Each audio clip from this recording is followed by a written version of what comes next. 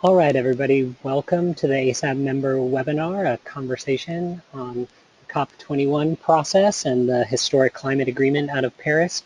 My name is Sasha Peterson. I'm the managing director of the American Society of Adaptation Professionals, and I want to welcome you to this last ASAP webinar of the 2015 calendar year. Sorry about that typo on the home screen. We're really fortunate today to have a really great group of ASAP members who were actually on the ground in Paris to share some of their reflections.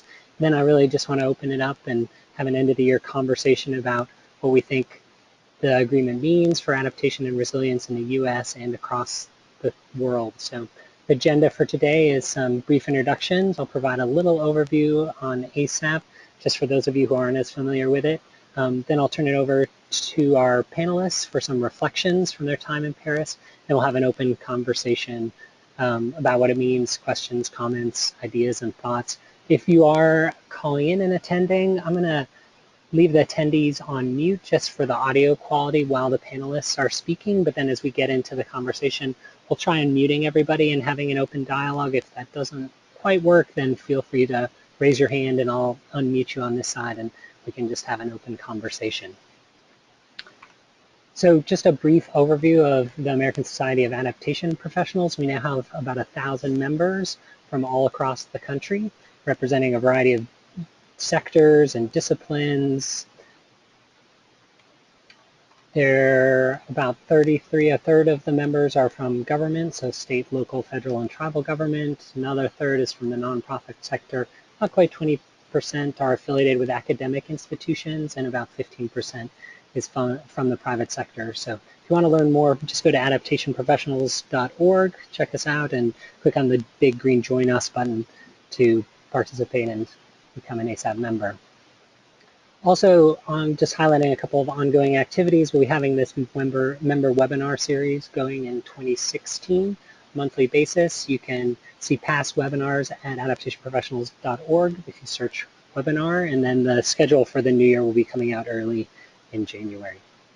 So without further ado, let's get to the topic of today. I want to give some brief introductions to our panelists. Joyce Coffee is an ASAP board member, a certified lead AP, and a managing director of the Notre Dame Global Adaptation Index for Global Resiliency, the world's leading assessment informing public and private sector decision makers about which countries are best prepared to deal with climate change and other global shifts. Previously, she was the vice president at Edelman, where she provided strategic counsel to multinational companies on corporate and social responsibility and sustainability. She also directed the City of Chicago's Climate Action Plan, driving climate mitigation and adaptation efforts, and managed water and air resources in the City of Chicago's Department of Environment. She has a BS in Biology and Environmental Studies and Asian Studies from Tufts University and a Master's in City Planning from the Massachusetts Institute of Technology. Great. Thank you so much, Sasha, and it's a pleasure to be with all of you today as we enter into the holiday season. You know, it was really quite an honor and a privilege to be a part of the Conference of the Parties process in Paris, and I was there not as an observer, but on the outside. The Notre Dame Global Adaptation Index hosted about 4 events, or co-hosted or participated in about 4 events that were part of the groundswell of adaptation that really marked this COP as being very different from any other. I want to start by saying, you know, what really resounded for me at this COP, and then talk a little bit about what I think the outcome means for adaptation in terms of some things that I heard there, and especially the private sector. Excuse me for a moment. So from my perspective, there were 3 really important differences in this COP from others, and the first of them is that the non-state actor had a very, very visible role. Private sector, city government, they were very proactive in the inner sanctum of the negotiations, which was formidable and wonderful.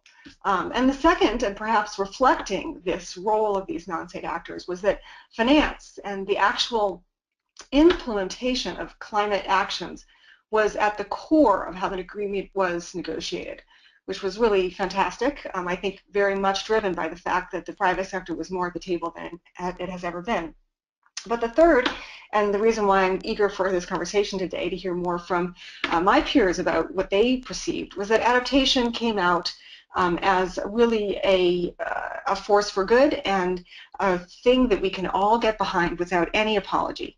And when you read the agreement, I think you will just determine that there are almost twice as many references to the word adaptation as mitigation, which I know you might think, oh my gosh, she's from a university and she's quoting us that kind of reference. But it is quite remarkable how frequently adaptation came to the minds of the negotiators, the parties to the agreement, and how well adaptation came out. And I think that we can assume that that has become because many leaders have now, in fact, experienced climate impacts and they are willing to do something about it. That was perhaps not true in the past, but ND Gaines data show that it's something we should anticipate more and more, right? Many of the developed countries are more than 100 years behind the rest of us in terms of their ability to be resilient to and have a glorified adaptive capacity to climate change. And the 100 years behind us is really quite a long way away, and it's perhaps why those in lower income countries have a 1 in 5 chance of actually experiencing a climate impact every year in this new area of climate change. So as many of us dig deeper into our sustainability work, we're really aware of this inequity and we feel this moral responsibility and the ethical drive that I think was really at the forefront of many of the conversations that I heard and participated in at COP. So the real, I think, shift, in addition to these 3 changes that I noted, is towards understanding climate as a humanitarian challenge, maybe less as an environmental one. And I think that's really, really remarkable and perhaps personified most in Laurent Fabius, the diplomat from France who led the negotiations. It was quite evident to me that it was in fact the State Departments and their ilk from around the globe that were at the forefront of making the deal, and the environmental leaders were definitely not there and in the negotiations. And I think that, from my perspective, is a really positive change. If we look at the scope of history over time, can we ask ourselves if 1,000 years on the environment is better or worse for humanity having been here? We would probably say worse, but what about diplomacy? Are we better or worse off? Even though wars rage around the world, fewer people die in wars today than they did 1,000 years ago as a proportion of the population. So the fact that State Departments deal with these epic challenges and we're at the heart of why the agreement was struck, I think is very, very important. However, I will say that there were quite a few naysayers around adaptation that I engaged with, at least at COP, and they tended to come from finance community, for instance, who remarked to me that adaptation was just not bankable, or that it was still something that needed to be avoided because by doing so we give in. And I think that those individuals, though, were overshadowed by what I saw as a real embrace of adaptation from the private sector. And I'll just give you a few examples of that. The sustainability director at Mars on a panel with me noted that he often starts discussions with climate adaptation when he's conferring with the government hosts that he's doing business with, presumably around chocolate, in places like the Côte d'Ivoire, Ghana, and Nigeria. And that's a pretty impressive start, given what other things those countries are facing right now, maybe perhaps also climate-driven. But and then the executive of the nonprofit health plan, Kaiser Permanente, here in the United States, defined his role as as being climate adaptive because he sees himself as supporting human resilience. So he started the conversation with me by announcing this. He's a member of the World Business Council for Sustainable Development, and we were at an event with WBCSD speaking about adaptation and its real value to the corporate sector. And then another in the investment community, the South Pole Carbon, which is, as you can tell from their name, started in the greenhouse gas reduction arena and creating carbon markets, is now leveraging that growth in mitigation markets to an exponential growth in developing country adaptation. They started in the water purification adaptation space, and that and political stability appear to be the 2 primary concerns that corporates have about climate adaptation. And I heard those as resounding concerns at COP, where the question of water came up frequently in side discussions, that is those who were not the observer events, which I know Ira and others will describe to you, but also political instability and the question of migration were really on the minds of many leaders, and particularly many corporate leaders. So I'll just end there by saying that I feel as though, you know, it's a really wonderful time to be in the adaptation space, to be an adaptation professional, and to be surrounded by others who are, in fact, feeling this surge in effort and impact around the real positive parts of adaptation, where we set goals for positive outcomes instead of capping, although we really agree to the capping of mitigation and mitigating greenhouse gas emissions. So I wish us all the best of luck, because well beyond the hope and promise of the Paris Agreement, the private sector and all of us will help to ensure that the extreme events do not become disasters through our adaptation work. So thanks a lot, Sasha, and I'll turn it over to the next speaker.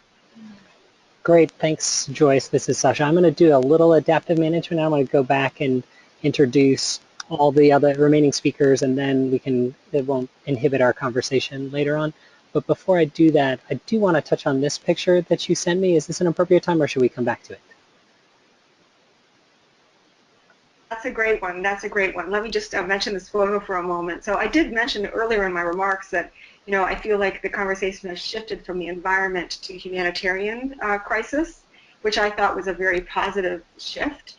I've never been one to say, you know, it's all about saving the pandas or the polar bears in this case. But I was struck by these gentlemen who were sitting in the cafe at the civil society area. It's called the Generations Climate Area. It was hosted by the Parisian government, and every COP has these areas. In this case, it was the biggest they've ever had. You know, many football fields big.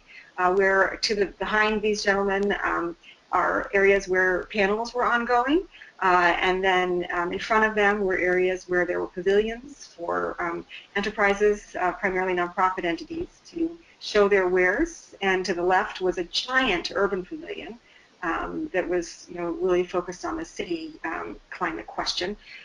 So in spite of the fact that I've never been one to embrace the question of the animals and saving the animals, I couldn't get enough of these fellas with their beers in hand. And if you're able to scroll in on your screen, the guy that's wearing a red lanyard, he has a giant road rash on his cheek, as if he's actually been in a brawl as a grizzly bear. And these guys were there several days and looking both somber and gleeful, which I think is really where we all need to be. So they really marked a moment for me as I walked past and saw their silliness. Great, thank you. Somber and gleeful and keeping hope on the horizon. I think that's great. So let me go back and finish our introductions, and then I'll turn it back over to our panelists just so we don't disrupt the flow of the conversation later. So our next panelist will be Steve Nicholas. He's ISC's Vice President of Urban Programs. ISC is the Institute for Sustainable Communities. Steve launched ISC's U.S. program and created the Sustainable Communities Leadership Academy, which is one of the premier vehicles for capacity building and technical assistance focused on sustainability in the U.S. that has served more than 500 U.S. communities. Prior to joining ISC, he was the director of the City of Seattle's Office of Sustainability and Environment for 8 years, where he led several urban sustainability initiatives, including the development and implementation of Seattle's Climate Protection Initiative, winner of the 2007 Innovations in American Government Award. Steve also recently co-authored The Guide to Greening Cities, which uses success stories from across North America to show how to turn a green city agenda into a reality. Steve has a master's in public policy from the Kennedy School of Government at Harvard University and a BA in public policy from Colby College. Our third panelist is Ira Feldman. Ira is a US-based sustainability leader with over 25 years experience as an attorney and management consultant focused on environmental, regulatory, strategic environmental management, sustainable business practices, and corporate social responsibility. Ira is at the leading edge of the convergence of sustainability, climate adaptation, and ecosystem services, and he teaches on these topics at the University of Pennsylvania. He led in the development of the corporate voluntary excellence programs, environmental performance tools and strategies, and international voluntary standards such as the ISO 14000 series and ISO 26000 series. He was also previously a special counsel at the US EPA headquarters. He has a a master's in science and interdisciplinary environmental studies, and a law degree from Columbia University. And then our final panelist who was on the ground in Paris is Joel Smith. He's a principal with APT Associates. He has been analyzing climate change impacts and adaptation issues for over 25 years. He has been a coordinating lead author or a lead author on the third, fourth, and fifth assessment reports of the Intergovernmental Panel on Climate Change. He was a member of the U.S. National Climate Change Assessment Federal Advisory Committee and the National Academies of Sciences Panel on Adapting to the Impacts of Climate Change. Joel worked for the US EPA from 1984 to 1992, where he was the Deputy Director of the Climate Change Division and has written or contributed to reports on climate change since at least 1989. Joel received a BA from Williams College and a Master's in Public Policy from the University of Michigan. So we have some great folks here at ASAP, and I'm going to turn it over to Steve for some thoughts from your time in Paris. Thanks very much, Sasha. Can you and everybody hear me okay? Am I coming through? You're coming through clear. Okay, good, wonderful. Well, thanks so much for the opportunity to join this group, and I want to be brief because I suspect that, well, first of all, I want to hear what Joyce, Ira, and Joel I have to say. I loved listening to Joyce's reflections, and I sense that their reflections may be a bit more, relevant to this audience, but hopefully I can add some value. I just want to put a few thoughts forward from my own experience, a lot of commonality with what we just heard from Joyce. If anybody is interested in deeper reflections from me, I did do 4 blogs on my experience, one before I went, 2 while I was there, and one that we just posted yesterday, reflections looking back and reflections on the agreement itself. But for today's purposes, just a few thoughts. It was my very first COP, and it sounds like Joyce is a veteran of the COPs, the conferences of the parties. It was my first one. ISC doesn't typically go to these things because we're so focused on local action, and we're not an advocacy organization, not an environmental organization. But this one, frankly, because of what we knew would be the huge focus on subnational, in particular urban climate solutions that Joyce spoke of, which was absolutely true, we felt it was important for us to be there. But I didn't have an official role. We didn't host any events. We made a last-minute decision, so I wasn't able to get a credential to get into the inner sanctum, as Joyce described it. So most of my experiences and insights are coming from the so-called green zone that Joyce talked about there briefly at the end, the climate generations area, and also I attended a number of events downtown, including at Paris City Hall. My focus was on urban climate solutions, and so I spent most of my time at events related to that, including the Cities and Regions Pavilion within the Green Zone that Joyce alluded to, which was hosted by ICLEI and the City of Bristol in England and the City of Paris, and it was just a terrific series of discussions and workshops and presentations focused on urban climate solutions. I should say that very few of them were focused on adaptation, and I very much agree with Joyce that adaptation was clearly a strong theme, in some cases more of an undercurrent, especially the city-related events. I think it was a bit more of an undercurrent than the predominant theme, but it was definitely a strong theme as Joyce said, in an unprecedented way. And it was clear that that a lot of people that were there, including local leaders, mayors, city council members, etc., were there in part because of adaptation, issues, challenges, and opportunities. I think that climate impacts, the local impacts of global climate disruption, and you all know this, have been a powerful force for bringing a lot more people, to the conversation, to the table. And I do think that was one of the things that not only made this COP different from others, at least from what I can tell from people who've been to previous ones, but also made the agreement possible and made a very strong agreement possible, and one that, as Joyce mentioned, is prominently addresses adaptation needs and opportunities. but did spend most of my time, in the green zone. This picture that Sasha has up now, it was interesting. I sort of called it the tale of two entrances. When you arrived at Le Bourget, you still, which was about a 45-minute train ride, hour often from downtown Paris, you still had another 10-minute or so trip over to the conference site on a shuttle, and you were dropped off in front of the blue zone. And then if you were heading to the green zone, you kind of walked around, even though the buildings were a stone's throw away from each other. You walked along a kind of a boardwalk quite a ways to get to the green zone. And I don't have the picture up of it, but the entrance to the blue zone was very Sasha's looking for it. There it is. You can see very stately, these pillars, and each with the flags of these 195 or so countries that were inside trying to hash out this agreement. And then when you arrived in front of the green zone, you had an entrance that was attempting to emulate, I think, or meant to emulate the feel of the entrance to the blue zone, but you had, instead of flags and the names of countries, you had animals and kites and these happy faces, and I had some mixed feelings about the happy face, although at the end of the day I think the negotiators delivered and put a happy face on planet Earth. I was amazed by the openness and the size of the green zone, and Joyce already alluded to this, but I want to underscore it. They build this climate generations area as unprecedented in terms of its openness and its size, and from what I could tell talking to friends that talking with others there and colleagues and friends who have been to several COPs, that was true. You can see here from this picture, it's a very large space, open, like literally and figuratively, and sunshine pouring through. Too many events and presentations and demonstrations and musical performances and film screenings. Too many really to even count, let alone track and attend. And I think it's worth noting because I love that the French made that commitment to create a space that literally anybody could walk into.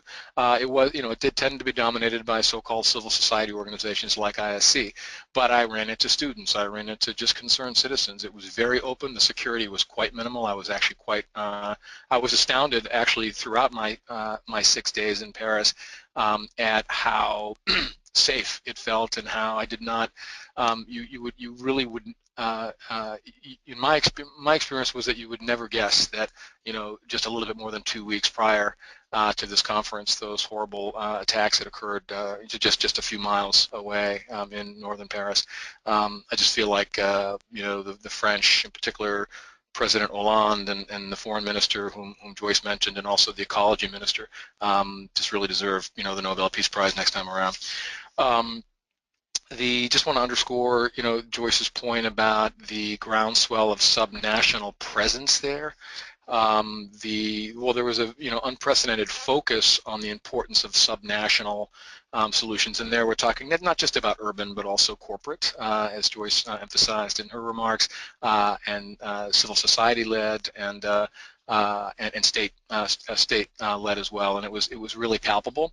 You had mayors and governors and CEOs all over the place, and in my opinion, absolutely is the case that was a main reason why there was so much momentum for this agreement going into Paris, and why we got such a good result. Couple other quick things, as Joyce mentioned, couldn't agree more how strong a theme adaptation was. And even though for the urban stuff, which again was my primary focus, it felt more like a subplot to me. So for example, at the Cities and Regions Pavilion, where I spent quite a bit of time, a very small percentage of the presentations and discussions that occurred at that pavilion were focused on adaptation. It was very heavily weighted toward mitigation. But you knew that it was a main motivator for these cities, it's remarkable to me that when you look at the compact of mayors, and some of you may be directly involved in that as we are, if you look at that, it is remarkable to me, and it underscores the points that some of the points that Joyce was making, that they chose to make that document about both mitigation and adaptation. So those mayors, and they announced at the COP that over 400 mayors have signed on to that compact of mayors, and they were intentional about building in a requirement to do not just the greenhouse gas emissions inventory and to do regular reporting against a target to reduce those emissions, but it's also part of that commitment that those cities are doing a vulnerability assessment and setting in motion some kind of a reasonably systematic adaptation strategy as well, and I think that's very telling. Finally, I'll just say, in terms of my take on the outcome, I definitely put myself in the ecstatic camp. You've got the ecstatic camp with people like Todd Stern and Al Gore in it. You've got that whole thing was a fraud camp with James Hansen, and then you've got a lot of people in between. I feel very re-energized, pun intended, by it. I think they've created I think that the Paris Agreement creates the framework that we needed. I think it sends the signal that we needed. I think that's the most important thing about it, the signal that it sends, and that's not just to investors in the energy industry and government officials and captains of industry, but really to all of us that we really are going to turn away from fossil fuels at this point. And I think it's going to accelerate a lot of stuff that we all have been working on and open up new running lanes.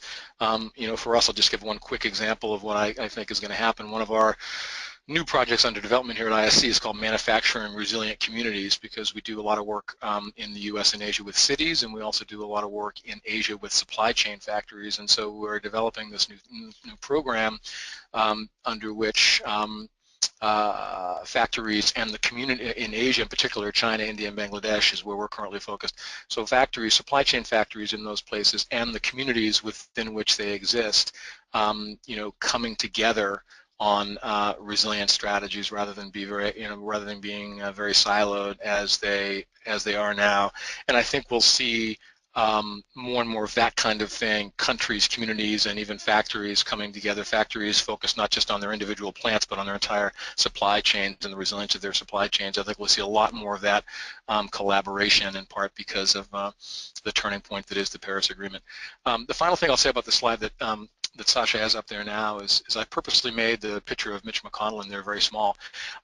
It was really remarkable to me how fast disappearing that viewpoint is, and really, frankly, it was embarrassing. It's embarrassing to me that we have high-level government officials that are still questioning the science and denying the existence and the seriousness of climate disruption. And it was embarrassing to me, but also very heartening that it was my experience, and I'd be curious to hear if it was the experience as well of Ira, Joel, and Joyce. But it just really felt that is just really shrinking and becoming increasingly moot in these conversations.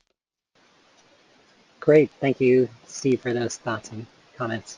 We can only hope that that's true, and we can turn our attention to the preparedness side and what to do about it, and less on the debate about whether it's happening or not in this country. Ira, I'll turn it over to you and for some of your thoughts from being on the ground there. Thanks, Sasha, and I really enjoyed the perspectives that Joyce and Steve have offered up. Looking forward to what Joel has to share. I think it's already clear that we have a good mix on the line today, because we're taking somewhat different approaches in informing the listening audience about our experiences. Let me just say a few quick words about the context at the COP in Paris. Steve alluded to the tragic events in Paris that preceded the COP. I went there not especially concerned about my own security, but expecting the worst in terms of security and logistics. impacts on the events, the venue, and especially side events off-site. And although certain side events off-site were canceled, I don't believe anything on-site was canceled, and the concern about heightened security creating an impossibly difficult logistical situation proved to not be the case. In fact, the crowd management, to the credit of the French, was quite a bit better than what I experienced back at the COP in Copenhagen. So that was good. Secondly, many people believe erroneously that in order to really get a good idea of what's going on at a COP meeting, you need to have access to the negotiators or the negotiating room in order to have a successful COP visit. And nothing can be further from the truth. And just to connect the dots between a couple of things that Joyce and Steve have already said, the community of practice for adaptation went about its business on-site and off-site at a range of official and unofficial side events, and so I think quite a bit was accomplished in advancing the discussion of concepts and principles as well as literally business development. So I think it's important to point that out for the practitioner audience. I was there for the full first week, and I was invited to speak at two side events, one that was co-sponsored by ISO, the International Organization for Standardization, and the Greenhouse Gas Management Institute. The other was a panel put together by subnational entities, and both previous speakers have already underscored the presence of subnational entities. My role, in addition to keeping my own fingers on the pulse of the adaptation community, was to add some visibility to the international effort that I'm leading under ISO, the development of a suite of climate adaptation standards across 4 different categories: assessment, planning, implementation, and monitoring and evaluation. I won't say anything more about that, but happy to discuss that initiative and follow-up. I think more useful for me to offer some other observations about what occurred in Paris and, importantly, in the agreement.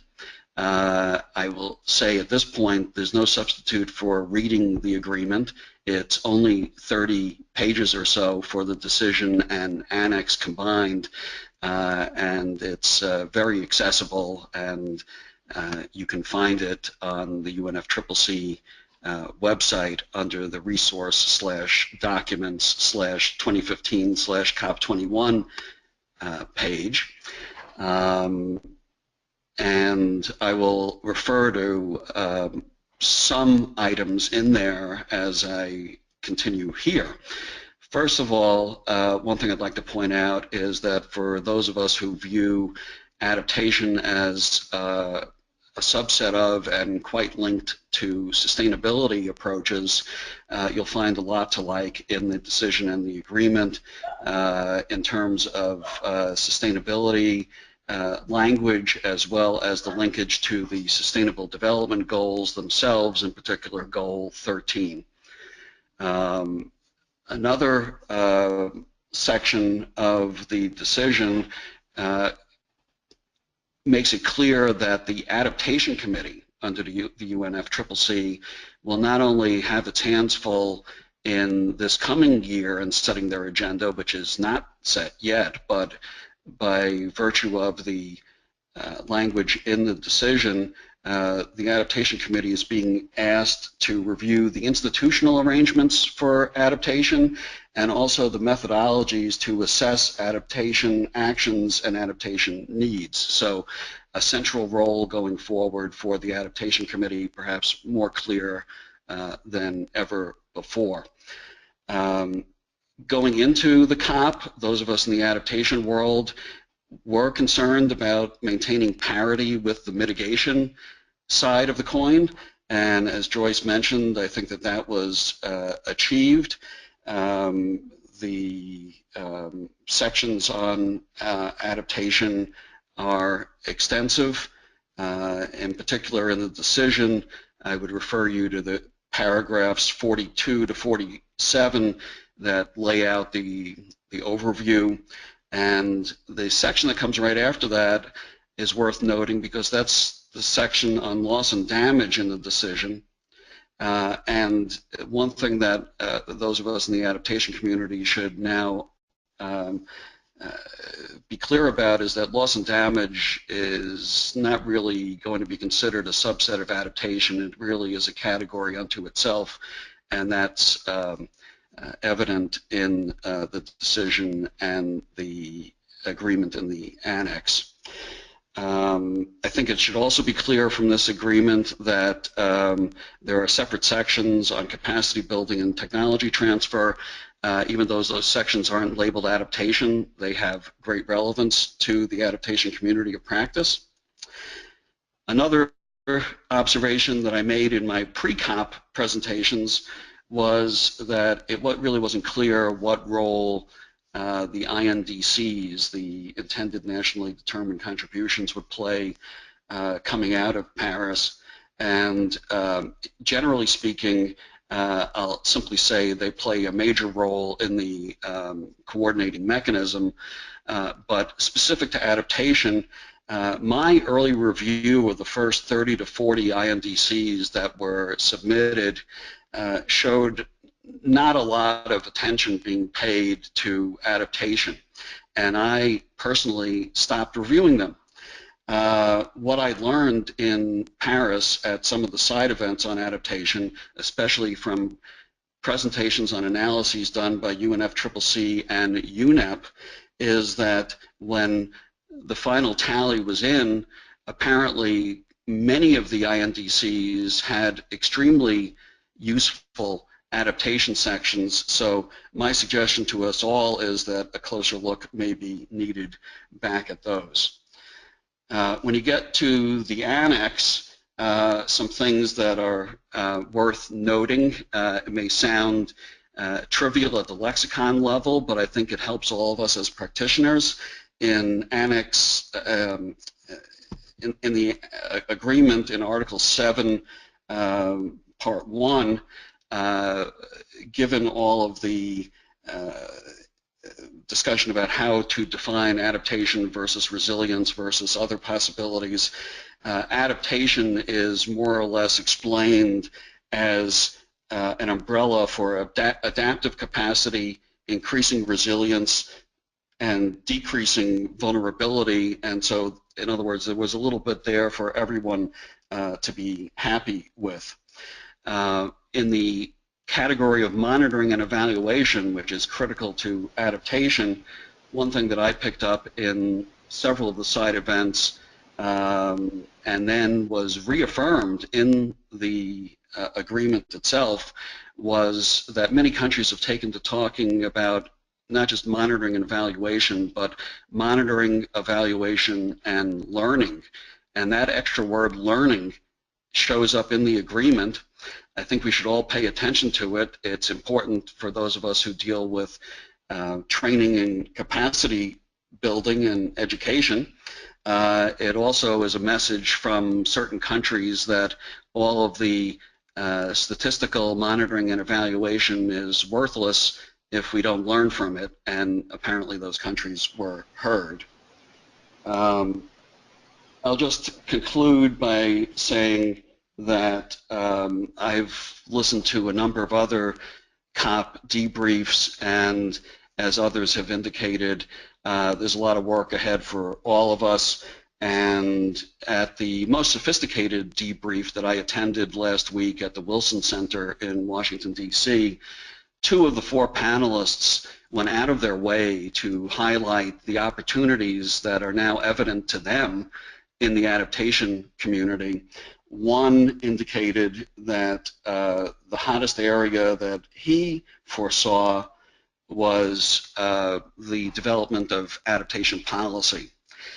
The other said if he were coming out of school today, he would embark on a career in adaptation-related finance. So I think the adaptation community is now very visible and viewed as very significant, and it's a good thing that we have ASAP to coordinate our activities here in the U.S. Thanks. Great, thank you, Ira. Thanks for the roadmap to the agreement. I know it'll be worth a second pass on my part to kind of pick up on some of those themes that you mentioned, and then it's always great to hear the adaptation professional focus on, you know, the opportunities and not just the doom and gloom. So thanks for sharing those.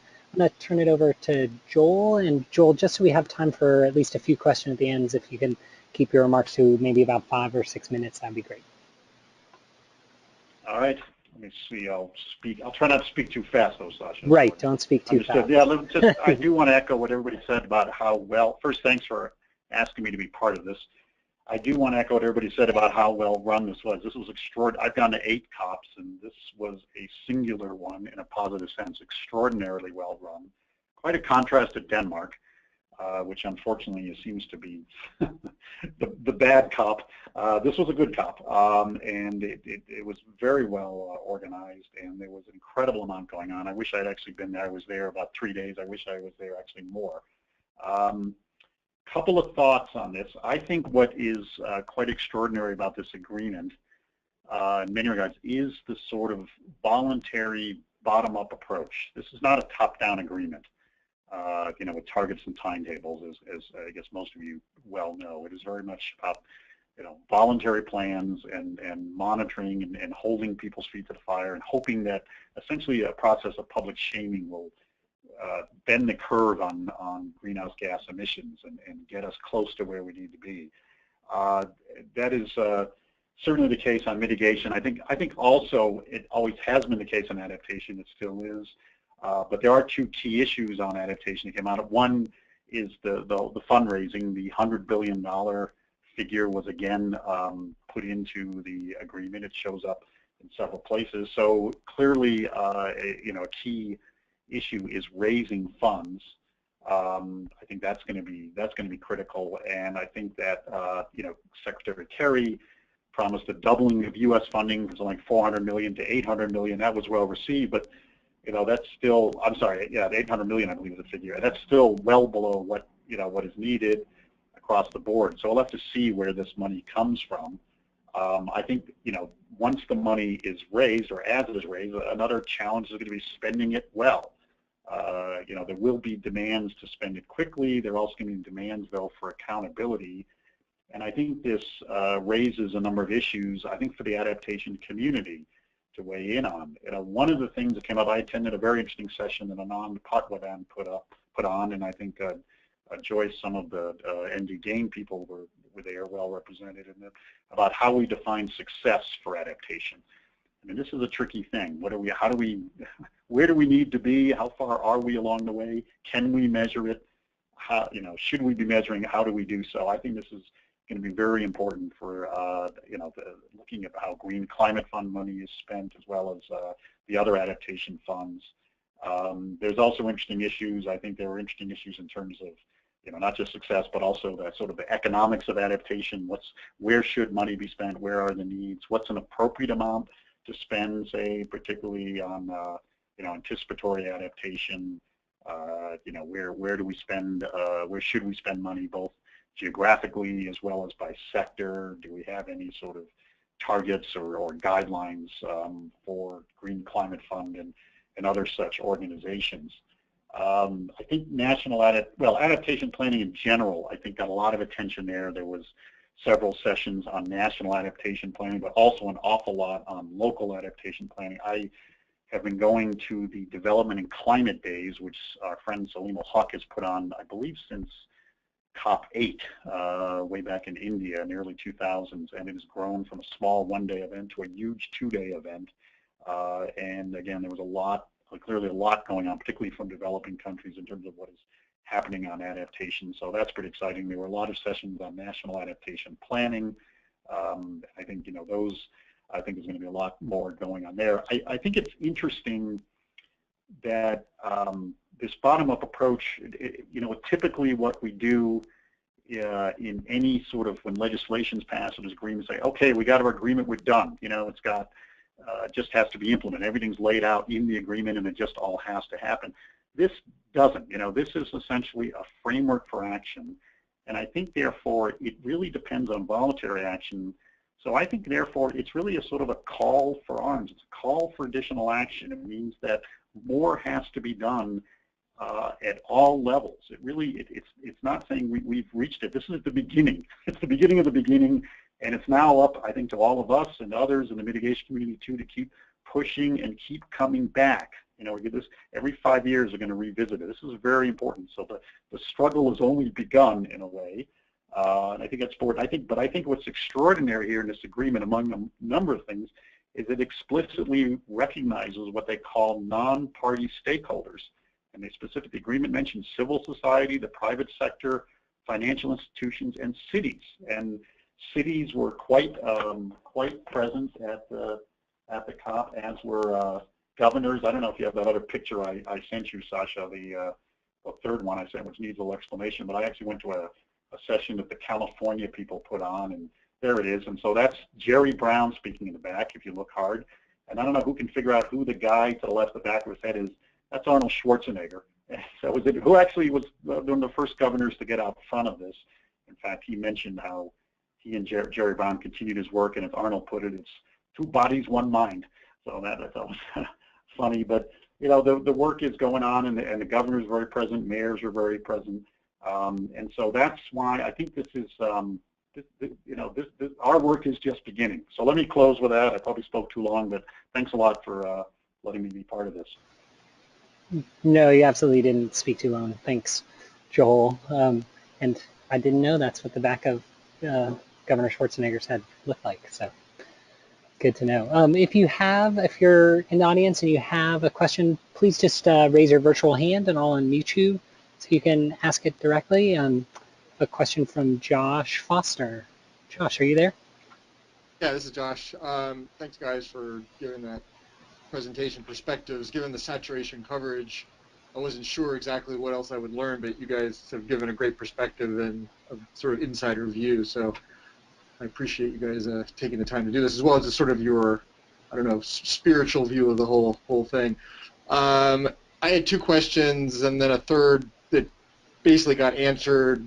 One was the degree to which civil society influenced things, given that most of the coverage was about the governance or governments and governance, and Ira answered that question, and also the importance of adaptation finance, and Ira also answered that question. But I guess my third question is the degree to which the private sector is going to be able to sort of make up the gap in adaptation finance. I mean, the government, typically international agreements, the governments give money, and that's kind of the stimulus, and then the private sector makes up the gap. But we haven't really had that before this, except in maybe the insurance industry. But now it seems like maybe we're poised to have the private sector make up the gap in adaptation finance that the governments are going to sort of struggle to meet. So I wonder if that's a fair assumption or not, or where you see that going. Josh, this is Joyce from ND Gain. I think that's an excellent question. I'll take a quick stab at it. The first, I would say, is a not so positive response, which is that, for a long time, corporates, cities, and national governments have tried to mitigate climate change. They've been trying to decrease greenhouse gases. They've been trying to set targets and achieve those targets for decreasing greenhouse gas emissions. And they have not achieved their targets, which I think should make us feel very somber about where COP21 was, and maybe even somber about, the COP21 outcomes, I'm sorry, and maybe even somber about the corporate's ability to actually affect change on adaptation. So I want to just put that out there, that no one has yet cracked the code on mitigation. They've been working on it for 21 years. So now today we turn to adaptation, and we sure hope that we're going to be better at it than that former group. But I would also say that the major thing for us from the corporate's perspective, the real outcome of COP, and this does come from the observer event that ND Gain hosted that Joel mentioned earlier, is that there needs to be measurement in order to inform a market that can create bankable projects for the corporate sector and also can help corporate sector to set targets and goals to achieve adaptation milestones. And that is what I heard vociferously from the corporate sector. They are ready to lean into it, but they do not have any means like the Carbon Disclosure Project or the UN RED or Climate Kick. All these enterprises that are out there as essentially assists for corporations to be leaders in mitigation do not exist for adaptation. And I think that one of the reasons they don't is that we have yet to unlock the key on how to measure adaptation, which is what NDGAIN is working on. We have been for 5 years, and we think we have a solution that we're going to try to get some funding from the philanthropic sector to translate out to the markets. So, Great question. Great answer. Go ahead.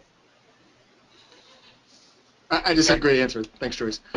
I'd like to add something too, but it sounds like Joel wants to go first. I was just going to add, I think, well, part of the problem, I think, what I've seen, particularly on the international scale, is that adaptation is essentially a variant on development, and so a lot of money is going into development.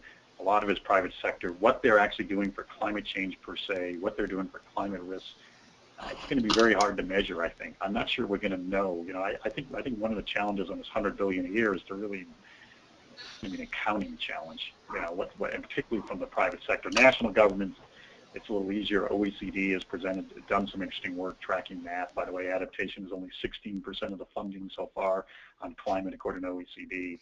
But private sector is going to be really tricky, Josh, is my sense, to be able to even know what they're doing. And therefore, to hold them accountable, too. That's going to be really hard. This is Steve. I'll just add something to it. This isn't my area of focus or expertise by any stretch, but I think it's a great question, and I think there's another potential pathway for private sector investment that I think we're already starting to see happen, and that I think will accelerate and become an even more significant pathway going forward, and that is not necessarily the private sector pitching into some kitty somewhere to fund adaptation projects, but the private sector investing in adaptation and resilience because it's in their direct business interest to do so. I think that my sense is that one of the reasons you have much more corporate engagement in and support for climate solutions, both mitigation and adaptation, is because the same way it's climate disruption is slapping cities in the face every day somewhere across the globe, it's slapping companies in the face as well, and they're recognizing, many of them, that their very businesses, the sustainability of their very businesses is at stake. And I think that that's a big driver. And so it's interesting, Josh, this question. I listened in on a debrief that Todd Stern and Brian Deese gave from the White House a couple of days after the conference ended, and maybe some of you on this in this webinar were on that call as well.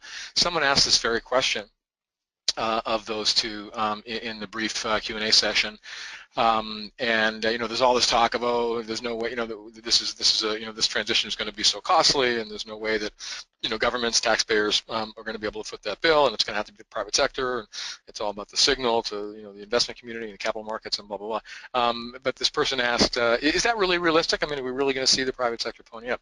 And I thought that Todd Stern's response was a very interesting one, and one that I think is right on. He talked about what I was just starting to talk about there, which is that you've got companies realizing that their supply chains are highly vulnerable, due to climate disruption, and that they need to invest. They need to invest in the, in the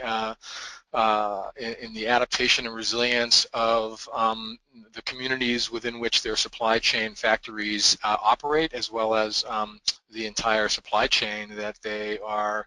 That is the key to their continued economic success. Just 2 quick points. This is Ira. One way of characterizing the pathway that Steve is describing, some of us have been maybe a little bit more specific in recognizing the potential of public-private partnerships to advance sustainability and resilience as something useful going forward. And based on what I have seen and read in the agreement, I see no reason to move away from touting public-private partnerships. The public-private partnership space is a very confusing space, and with more clarity will likely be very useful for adaptation and resilience activities.